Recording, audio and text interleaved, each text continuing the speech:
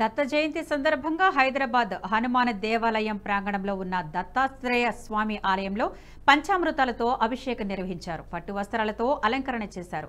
భక్తులందరికీ ప్రత్యేక దర్శనం, అర్చన కార్యక్రమాలు నిర్వహించారు. ఈ కార్యక్రమంలో దేవాలయం కార్యనిర్వహణ అధికారి శ్రీనివాసరాజు, ముఖ్య అర్చకులు పరశురాం, రవీంద్రాచార్యులు పాల్గొన్నారు.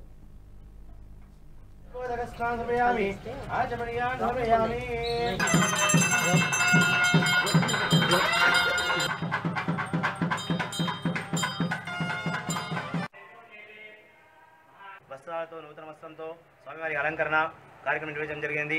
అదేవిధంగా వచ్చిన భక్తులందరూ కూడాను అసౌకర్యం కలగకుండా స్వామివారి సేవలో పాల్గొని అర్చకులు, దేవాలయ కార్యనిర్వహణాధికారి ఈవో శ్రీనివాసరాజు గారు పాల్గొని ఈ యొక్క కార్యక్రమంలో పాల్గొని స్వామివారి వచ్చే భక్తులకు ఇలాంటి ఆటంకాలు లేకుండా చూసుకోవడం జరిగింది.